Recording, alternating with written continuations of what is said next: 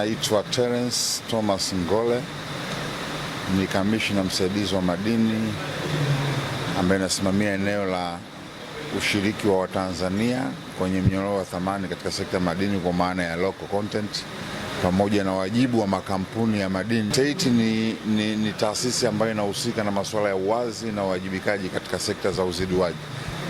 Sekta ya uzidiwaji kwa maana ya sekta za madini, sekta ya petroli pamoja na gesi asilia. Na lengo la warsha hii ni kujenga ufahamu kwa wadau mbalimbali katika sekta ya uzidiwaji pamoja na wananchi kwa ujumla, wakiwemo viongozi kama vile madiwani na waheshimiwa wabunge. Lengo ni kuwajengea uelewa kuhusu masuala wajibu wa kamati hii ambayo inasimamia masuala ya uwazi na uwajibikaji katika sekta ya uzidiwaji kwa maana ya Tanzania Extractive Industry Initiative, lakini pia kuwajengea uwezo wa kuelewa majukumu yao, vitu gani ambavyo kimsingi wanavisimamia ili kuleta tija na kutanua wigo wa faida za kiuchumi na kijamii kupitia sekta ya uzidiwaji.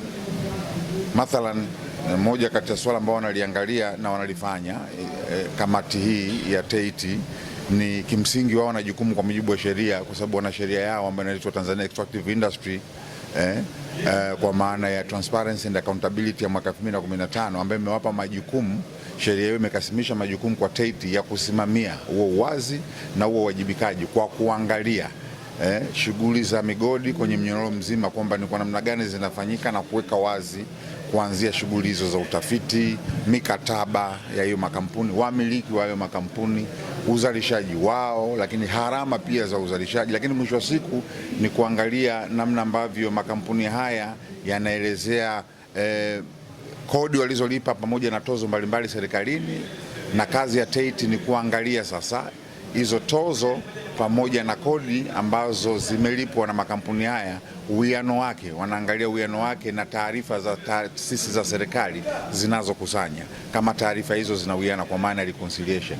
Na hizi taasisi za serikali kitaalamu zinaitwa statutory recipients, lakini wao haya makampuni ni kwa maana ya extractive industry companies, kwa maana ya makampuni mbalimbali ya madini, petroli pamoja na gesi asilia. Majina naitwa Hassan Salum Salamata, ni mwenyekiti wa halmashauri ya Mtwara DC. Moja kati ya sehemu ambazo sisi halmashauri ya Mtwara DC, mimi nikiwa kama mwenyekiti wake na tunafaidika nayo kubwa, ni CSR ambazo zinapatikana kwenye sekta hiyo ya madini. Tuna TPDC wanatusaidia katika engo nyingi na kubwa sana. Wanatujengea mashule, wanatujengea zahanati, miundombinu na vitu vingi. Lakini pia tunafaidika na kodi, ushuru tunaopata kutokana na kuwepo kwa makampuni hayo, na rasilimali kwetu sisi hasa upande wa madini inatufaidisha pakubwa sana.